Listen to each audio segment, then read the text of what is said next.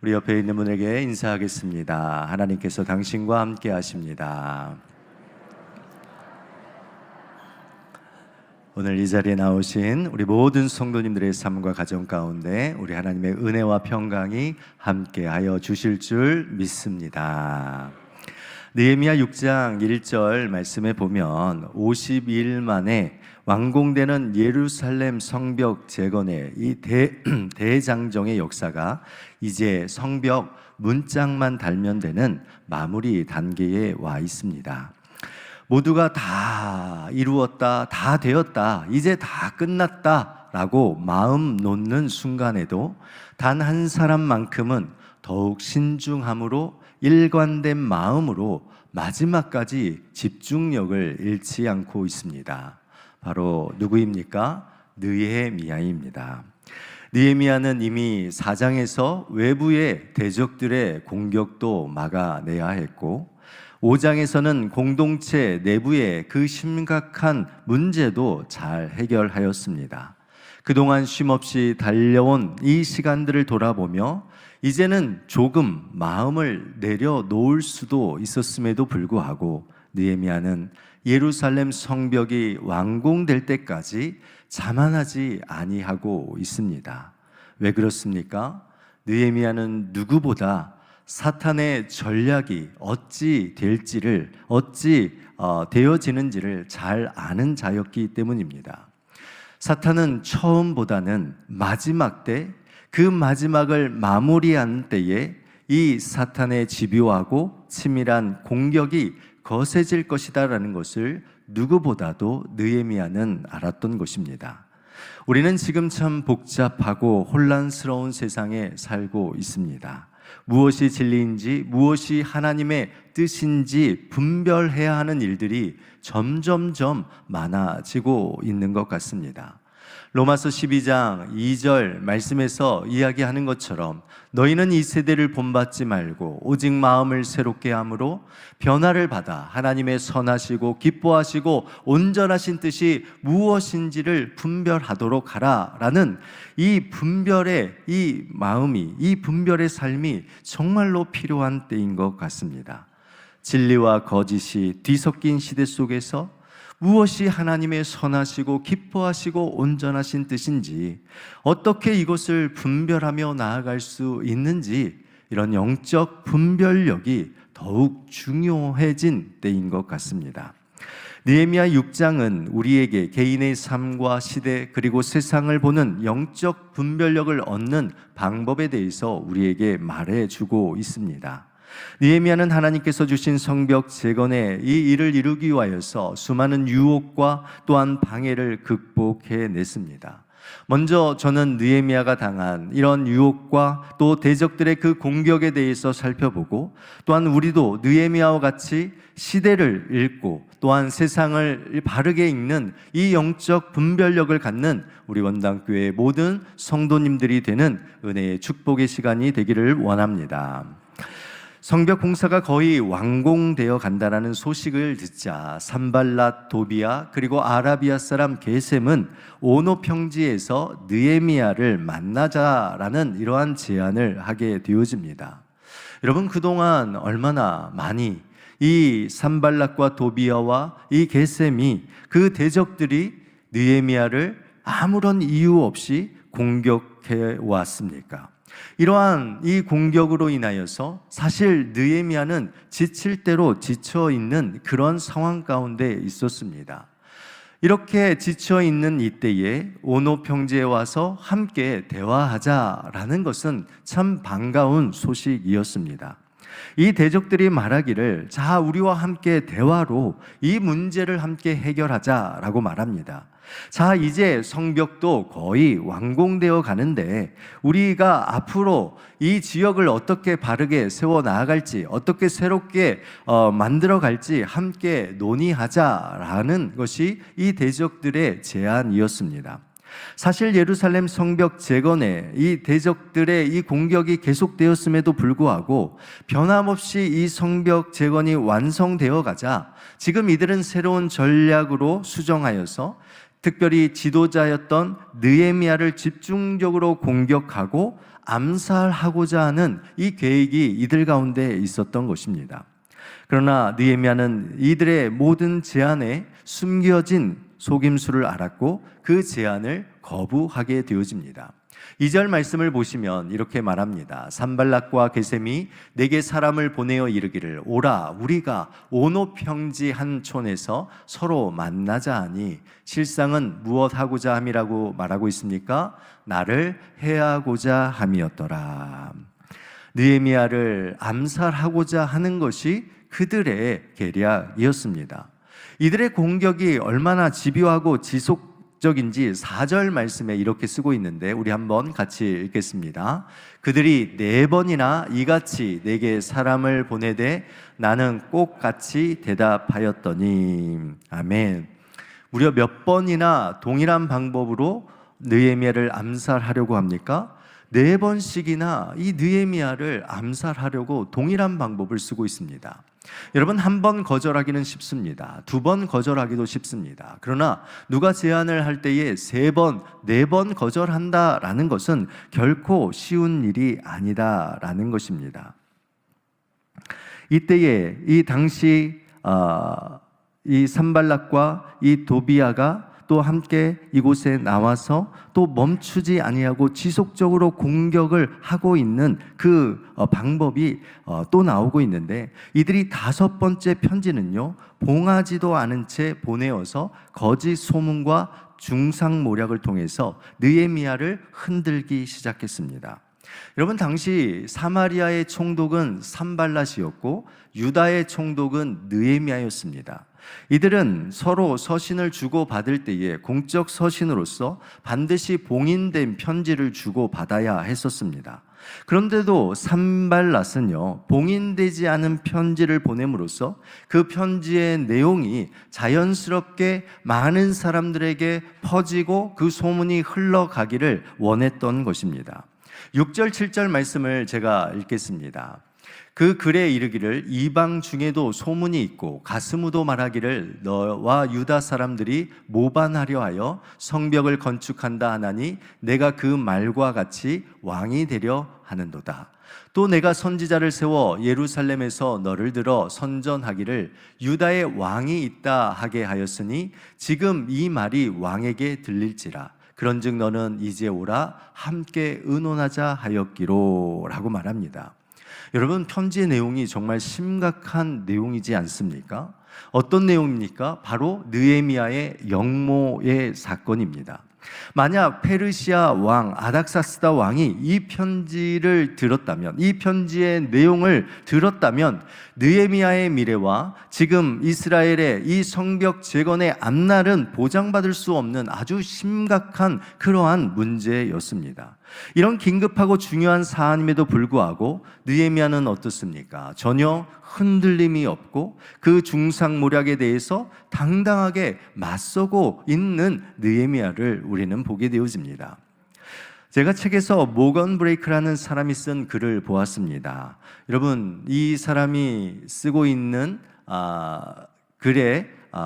글이 누구를 가리키는지 한번 여러분이 짐작해 보면 좋겠습니다.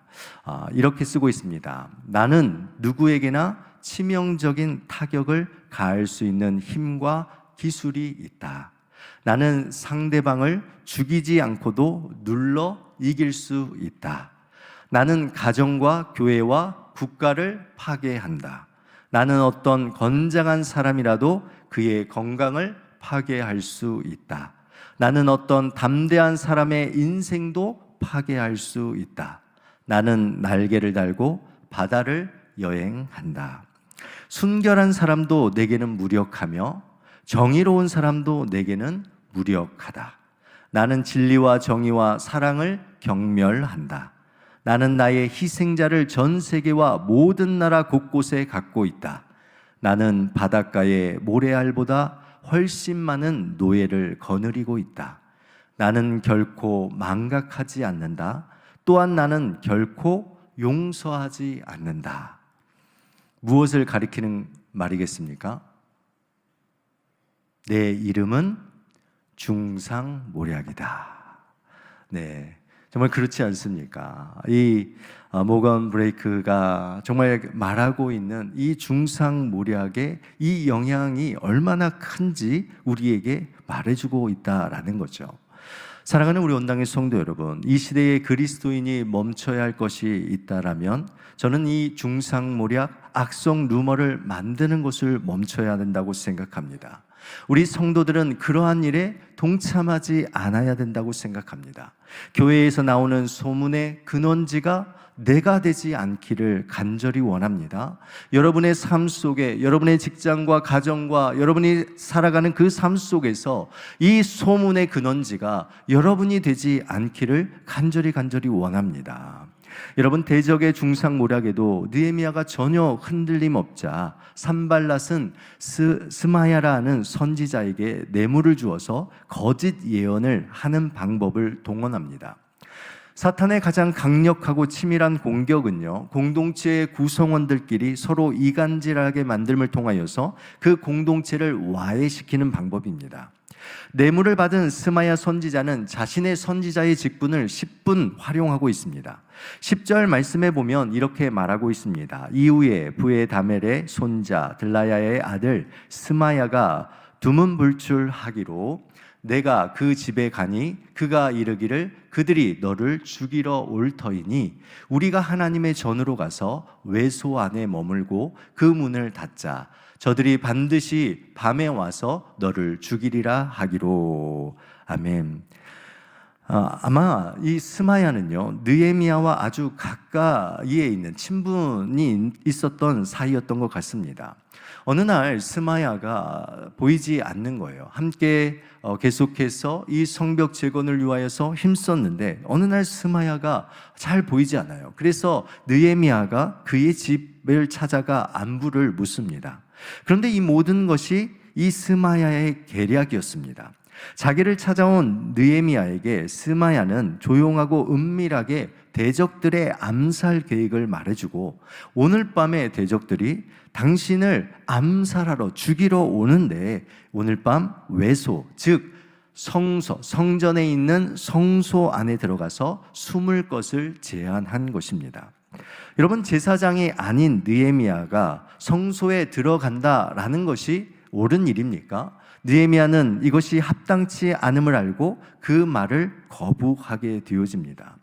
여러분, 오늘 앞에서 세 가지의 편지를 통하여서 암살을 하고 중상모략을 통하여서 그를 넘어뜨리려 하고 그리고 성소 안에 들어가게 함을 통하여서 그를 무너지게 하려는 이러한 방법들, 이러한 공격들을 하고자 하는 이러한 상황 가운데 느헤미야가 단 한 번이라도 그것에 무너졌더라면 여러분, 느헤미야는 이 성벽 재건을 완공하지 못했을 것입니다.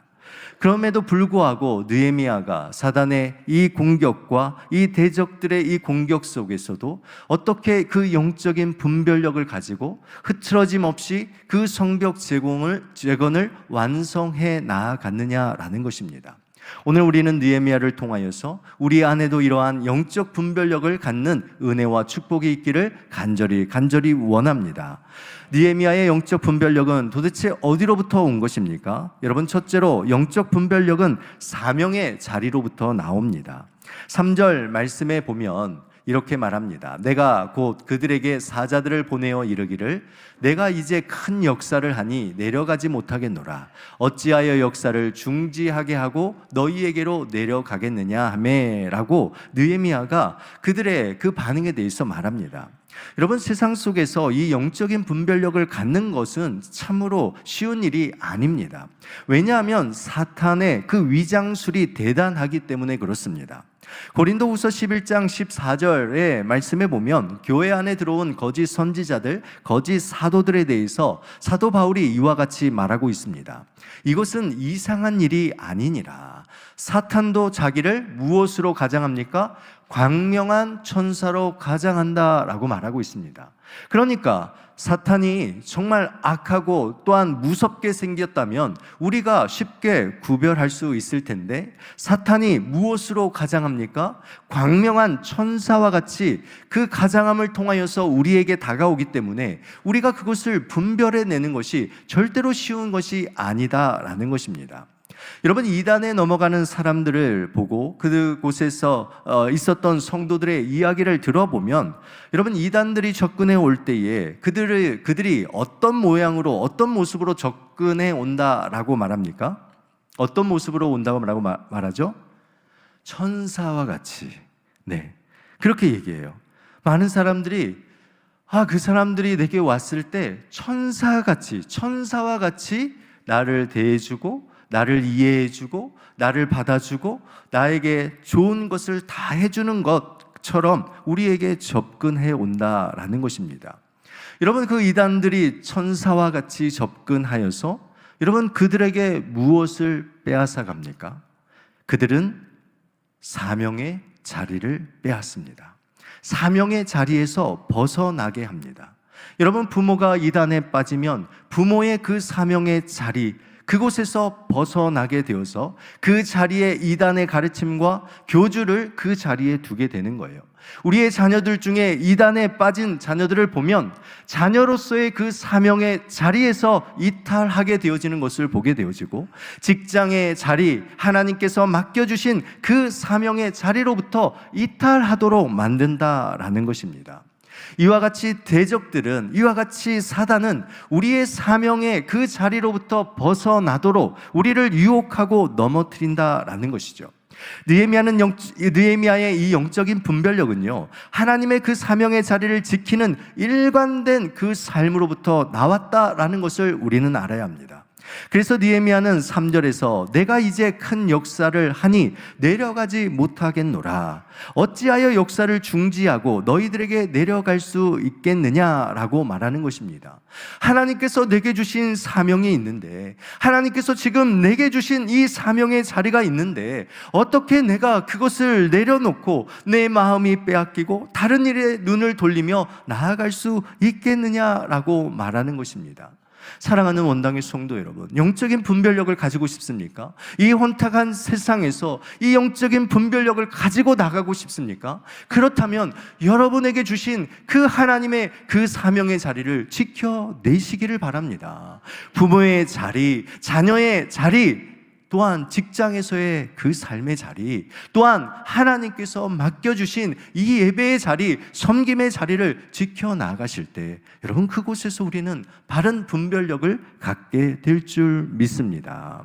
사탄은 지금도 영적인 지도자들을 넘어뜨리기 위해 공격을 늦추지 않고 있습니다. 교회의 영적인 지도자들, 가정의 영적인 지도자들, 사회의 영적인 지도자들 등등 수많은 자들을 공격하고 있다라는 것입니다. 혹 내가 거기에 속하지 않았다라고 생각하는 분들이 계십니까? 아니요, 우리 모두는 어느 곳에서든지 영적인 지도자의 그 자리에 있습니다. 저는 도미노 쌓기를 상당히 좋아합니다. 여러분, 도미노 쌓기를 아십니까? 수만 개의 그 도미노를 쌓아서 하는 프로그램인데, 이것은 공동체 훈련을 할 때에 가장 많이 사용하는 것입니다. 그러나 부정적인 면으로 우리가 볼 때에 이 수만 개의 도미노가 어떻게 쓰러집니까? 맨 앞에 있는 도미노 하나만 건드리면 수만 개의 도미노는 다 쓰러진다라는 것입니다. 꼭 맨 앞에 있는 머리를 쓰러뜨리지 않아도 중간에 어느 한 부분의 도미노만 건드려서 쓰러뜨리면 그 뒤에 있는 모든 도미노는 어떻게 됩니까? 자동적으로 쓰러지게 되어 있다라는 것입니다. 나 한 사람이 그만큼 중요한 거예요. 리더 한 사람이 그만큼 중요한 거예요. 내가 쓰러지게 되면 내 뒤로 있는 모든 사람들이 쓰러진다라는 이러한 생각을 우리는 가져야 한다라는 것입니다. 그러기에 우리는 내게 맡겨주신 이 삶의 자리에서 자만하거나 교만하지 말고 내게 주신 이 사명의 자리를 묵묵히 지켜 나아가야 하는 것입니다. 더욱이 교회와 공동체의 영적 지도자를 위하여 기도해야 한다라는 것입니다. 고린도전서 10장 12절 말씀처럼 그런즉 선줄로 생각하는 자는 넘어질까 조심하라 라는 말씀을 항상 기억하며 내게 주신 작은 일일지라도, 이 작은 사명일지라도 우리가 이곳에서 이 사명을 지켜 나아갈 때 우리는 세상을 바르게 볼 수 있는 영적인 분별력을 가지며 이 사명의 길에서 이탈하지 않게 될 줄 믿습니다. 두 번째로 느헤미야의 영적인 분별력은 어디로부터 왔는가? 하나님께 기도할 때 얻었습니다. 느헤미야에게 영모의 소문은요, 참으로 그의 마음을 두렵게 만드는 것이었습니다. 안 그렇겠습니까? 자신이 평생 모셨던 왕이었습니다. 그리고 이 모든 일을 허락한 아닥사스다 왕에게 영모의 소문이 들어간다라는 것은 지금까지 그의 인생의 모든 것, 지금 쌓아놓은 모든 것, 명성과 그리고 가진 모든 것들이 다 무너지는 일이었습니다. 대적들이 느헤미야를 암살하려고 하고 중상모략과 관계로 넘어뜨리려 하고 공동체 안에 서로의 이간질을 통하여서 하나님의 역사를 이 중단시키고자 하는 그 근본적인 이유가 어디 있는 줄 아십니까? 여러분 9절 말씀을 한번 같이 읽어보도록 하겠습니다. 읽겠습니다.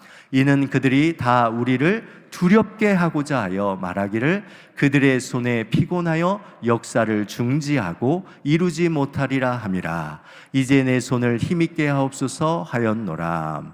이는 그들이 무엇이라고 하고 있습니까? 다 우리를 어떻게 하기 위해서요? 두렵게 하고자 하기 위해서다라는 거예요. 두려움을 가짐을 통해서 우리가 무엇을 하게 되는 것입니까? 우리 손에 피곤함을 느끼게 되어지고 그 하나님의 역사를 멈추게 되는 거예요.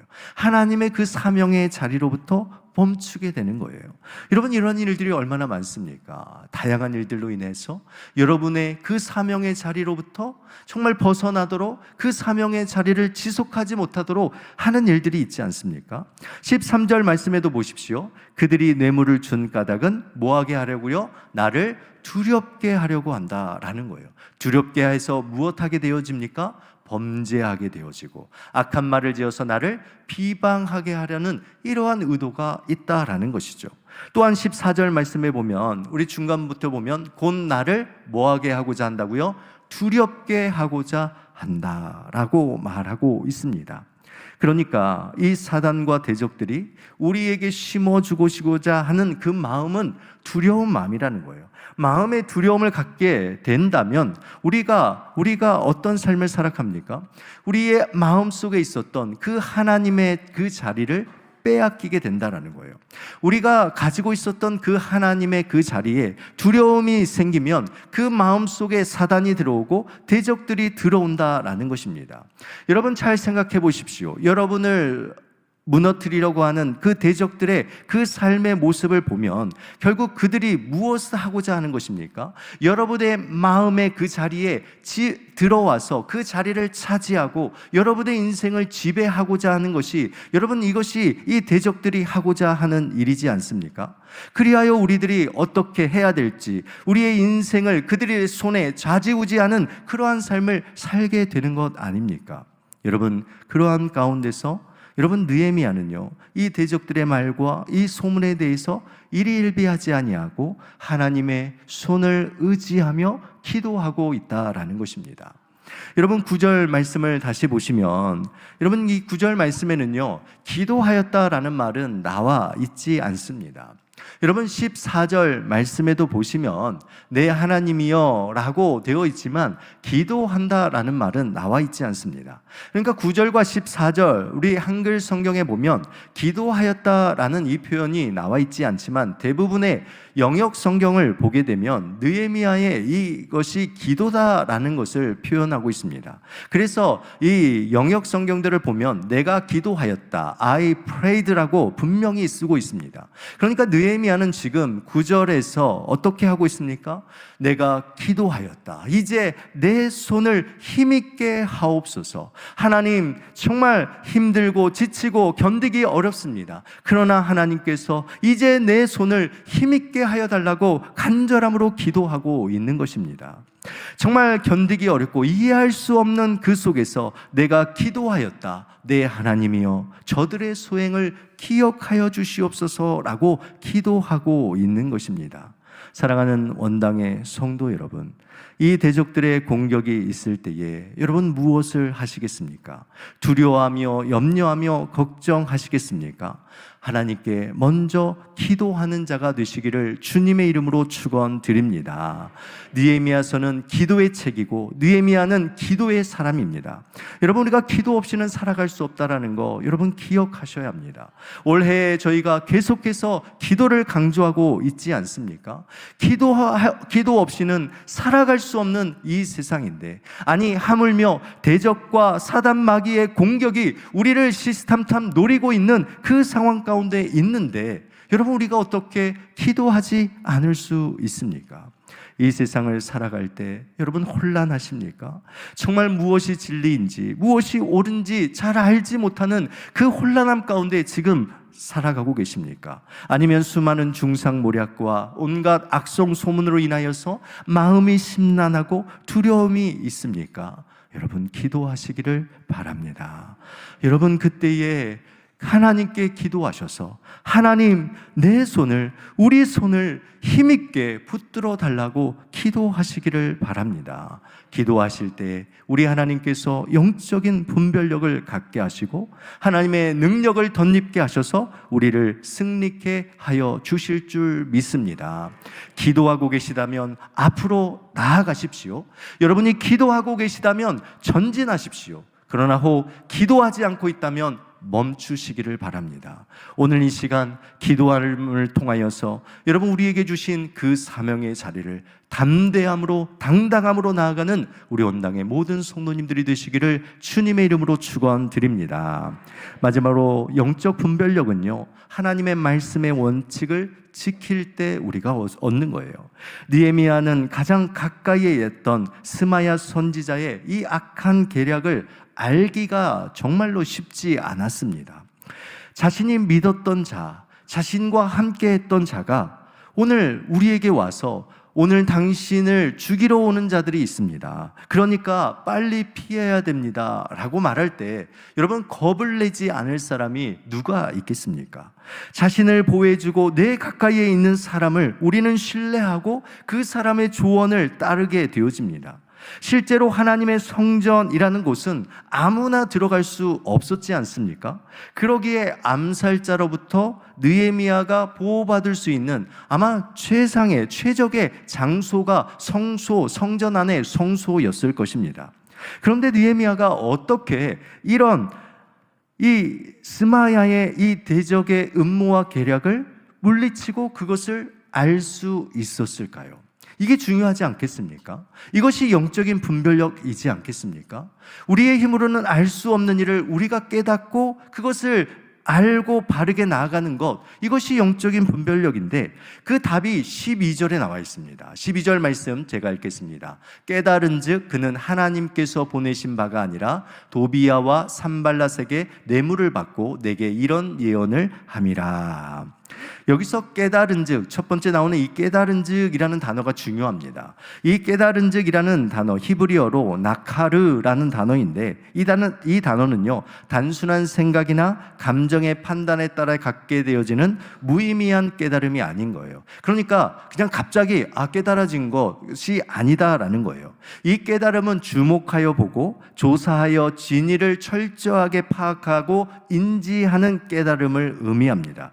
그러니까 지금 느헤미야가 깨달았다라는 것은요, 무엇을 말하고 있냐면 어떤 사건이나 대상을 하나님의 말씀에 비추어 살피고 그 가운데 깨달았다라는 것을 의미하고 있다라는 것입니다. 느헤미야가 스마야 선지자의 말을 그냥 그대로 믿고 따랐던 것이 아니라 무엇에 비추어 본 거예요? 하나님의 말씀에 비추어서 이것이 옳은 일인가? 이것이 하나님이 기뻐하시는 일인가? 이것이 정말 하나님의 영광을 드러내는 일인가? 라고 비추어 보았다라는 것입니다. 여러분, 만약 느헤미야가 성소 안으로, 성전에 있는 성소 안으로 도망쳤다면 그는 율법을 따라 죽음을 맞이해야 했거나 공동체로부터 엄청난 비난을 받아야 했을 것입니다. 제사장만이 들어갈 수 있는 성소 안에 들어가는 것만으로 그의 모든 커리어는 다 끝날 수 있었다라는 것입니다. 여러분, 많은 성도들이 이 영적인 분별력을 어떤 신비한 음성이나 어떤 특별한 어떤 것으로 생각하는 경향이 있습니다. 그러나 분명히 말씀드립니다. 영적인 분별력은 하나님의 말씀에 비추어야 함을 여러분 기억하시기를 바랍니다. 오직 하나님의 말씀 앞에 바로 선 때에 우리가 영적인 분별력을 가지고 나아갈 수 있는 것입니다. 사람의 감정, 가까이에 있는 사람들의 말에 우리가 따르지 아니하고 하나님의 말씀이라는 원칙을 가지고 살아갈 때 우리는 이 하나님의 역사를 바르게 이루어 나아갈 수 있는 것입니다. 매 금요일마다 우리는 철로 역정을 통하여서 순례자의 여정을 살펴보고 있습니다. 멸망의 도시 가운데 그 순례자가 천성을 향하여 나아가는 그 시작, 그 길이 무엇입니까? 그에게 성령 하나님, 예수 그리스도 하나님의 말씀을 통하여서 그가 처음 시작의 그 길을 통하여 천성을 향하여 나아가고 있습니다. 우리의 삶도 마찬가지입니다. 우리의 삶의 방향, 우리의 길을 이끌어가는 것은 오직 하나님의 말씀임을 주님의 이름으로 믿으시기를 주님의 이름으로 축원드립니다. 여러분, 이렇게 하나님의 말씀에 비추어 낼 때 여러분 무슨 일까지 하게 되냐면 우리의 대적들, 원수들에 대한 그 보복, 그 갚음도 하나님께 맡기게 되는 거예요. 14절 말씀에 보면 이렇게 말합니다. 내 하나님이여 도비아와 산발락과 여선지 노아다와 그 남은 선지자들 곧 나를 두렵게 하고자 한 자들의 소행을 기억하옵소서 하였노라 라고 말합니다. 이게 무슨 말입니까? 느헤미야는 유다의 총독이었어요. 자신이 충분히 이러한 대적들, 특별히 공동체 안에서 이 스마야의 이 행동에 대해서 분명하게 판단하고 심판하고 징계할 수 있었습니다. 그럼에도 불구하고 느헤미야는 이 공동체 안에서 이루어지는 그 대적들, 그 원수들을 향하여서도 무엇라고 말합니까? 자기 스스로 원수를 갚지 않겠다라는 거예요. 자기 스스로 그 일을 행하지 않겠다는 거예요. 그것조차 하나님께 내어드리겠다라고 말하고 있는 것입니다. 잠언 20장 22절 말씀에 보면 너는 악을 갚겠다 말하지 말고 여호와를 기다리라 그가 너를 구원하리라 라고 말하고 있습니다. 여러분, 우리가 이러한 상황 가운데 놓여 있다면 여러분 우리의 마음 가운데는 얼마나 분노와 화가 그리고 복수와 또한 그 사람에게 당한 대로 해주고 싶은 그런 마음이 우리 가운데 있지 않습니까? 그런데 하나님의 그 말씀 앞에 비추며 나아가는 자들은 어떻게 된다는 거예요? 원수까지도 자신의 것으로 갚지 아니하고 하나님께 내어 맡기는 이러한 삶을 살아가게 됨을 오늘 우리에게 말씀해 주고 있습니다. 말씀을 맺습니다. 사랑하는 우리 언당의 성도 여러분, 느헤미야가 어떻게 영적인 분별력을 가졌습니까? 그는 사명의 그 자리를 떠나지 않았습니다. 느헤미야는 성벽 재건의 그 사명을 지키며 끝까지 하나님의 그 큰 역사를 이루는 일에 집중하였습니다. 오늘 우리도 이런 삶을 살아야 되지 않겠습니까? 여러분에게 주어진 하나님의 그 사명을 우리도 지키며 나아가야 되지 않겠습니까? 세상에 휘둘리지 아니하고 하나님께서 맡겨주신 그 사명을 소중하게 여기며 일상의 유혹이나 방해가 있을 때에 다시 한번 내 사명의 자리가 무엇인지 되새기고 그 자리를 지켜내므로 영적인 분별력을 갖기를 주님의 이름으로 축원합니다. 느헤미야는 영적 분별력은 하나님께 기도할 때 생기지 않았습니까? 여러분, 대적들의 공격과 중상모략, 이것이 쉬운 일이었습니까? 이것이 가벼운 일이었습니까? 그 모든 것 하나님께 맡기고 기도하고 하나님의 도움을 요청하였다라는 것입니다. 어려움의 때 우리는 기도를 통하여서 영적 분별력을 훈련하는 삶을 살아야 합니다. 기도를 통하여 우리의 마음과 생각을 정리하고 하나님의 인도하심을 구하여 모든 두려움에서 벗어나서 기도를 통한 영적 분별력을 가지고 이 세상을 바르게 하나님의 온전한 뜻을 이루며 살아가야 될 줄 믿습니다. 세 번째로 영적 분별력은 하나님의 말씀의 원칙을 지킬 때 얻어졌습니다. 세상의 유혹은 우리가 그것을 바르게 분간하는 것이 쉽지 않습니다. 우리의 감정, 주변의 사람들의 압력, 그리고 그 사람들의 말에 따라 우리의 삶이 휘둘리게 되어집니다. 그러할 때 하나님의 말씀의 그 원칙을 기준으로 삼아 세상의 소문과 말과 유혹에 흔들리지 말고 여러분 하나님의 그 말씀 따라 순종하며 나아가는 저와 여러분이 되시기를 주님의 이름으로 축원드립니다. 이러한 느헤미야와 같은 영적 분별력을 가지고 정말 우리가 이 세상 속에서 정말 더욱 주의 일에 힘쓰는 그런 원당교회의 성도님들이 되시기를 주님의 이름으로 축원드립니다. 기도하겠습니다. 하나님 아버지 감사합니다. 이 세상 살아갈 때 하나님 참으로 이 험난한 세상 속에서 우리가 어떻게 바른 눈으로 바른 마음으로 나아갈 수 있습니까? 오늘 느헤미야를 통하여 영적인 분별력을 가지고 이 세상을 바라보고 기도하고 이 사명을 감당하는 우리 원당의 모든 성도들이 되게 하여 주시옵소서. 감사를 드리며 사랑이 많으신 예수 그리스도 이름으로 기도드리옵나이다. 아멘.